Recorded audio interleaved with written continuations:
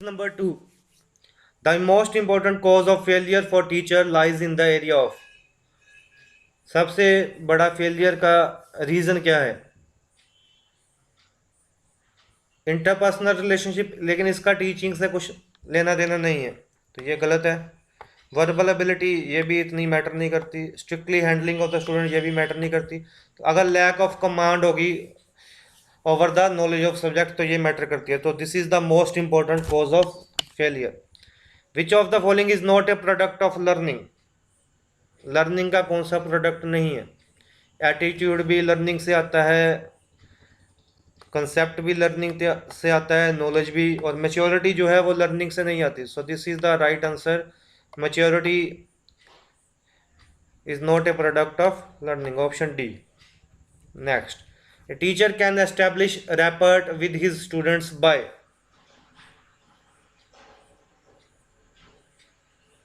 तो इसका right option simple है, स्टूडेंट्स को इम्प्रेस करना है विद नॉलेज एंड स्किल। ये चीज ध्यान में रखनी है कि यहाँ पे नॉलेज स्किल आ गई, वो राइट ऑप्शन है, option B. According to Swami Vivekananda, teachers success depends on.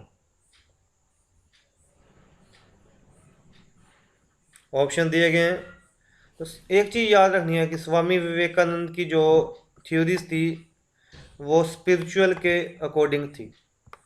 तो his concentration on his work and duties with the spirit of obedience to God. Right option is option C. A teacher's most important challenge is, कौन सा most important challenge है?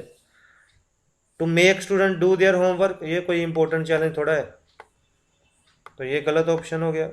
To maintain discipline, ये ठीक है लेकिन most important नहीं है, गलत हो गया।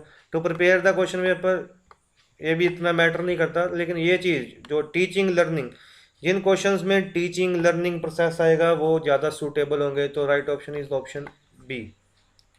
Value education stands for, value education कौन सी है? मेकिंग ए स्टूडेंट हेल्थी, गलत है। Making a student get a job, value education नहीं है। ऑल राउंड डेवलपमेंट, ये भी नहीं है। तो right option is option C, calculation of virtue. When a normal student behaves in an erratic manner in the class, you would pull up the student then and there, ये option सही नहीं लगता। Ask the student to leave the class, ये भी नहीं सही है, इससे स्टूडेंट की स्टडी को लॉस होगा। इग्नोर करना भी सही नहीं है, लेकिन अगर आप स्टूडेंट को क्लास के बाद टॉक करोगे तो ये राइट ऑप्शन है, option B.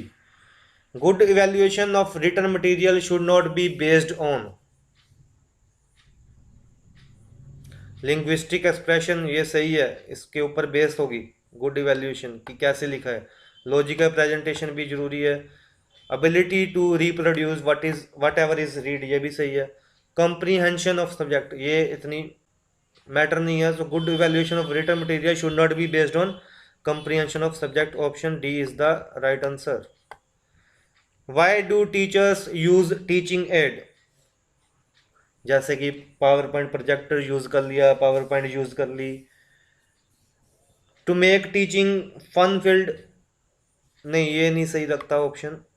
For student attention, ये भी सही नहीं है कि सिर्फ स्टूडेंट की अटेंशन के लिए ही टीचिंग एड यूज करना, यह भी ऑप्शन मिलता ही है। टू मेक स्टूडेंट अटेंटिव, ये भी नहीं सही। तो मेन चीज़ यही है कि अंडरस्टैंडिंग लेवल ऑफ स्टूडेंट्स बढ़ जाए, इसलिए हम टीचिंग एड को यूज करेंगे, option B is the right answer. Last question of this series, which of the following teacher will be liked most?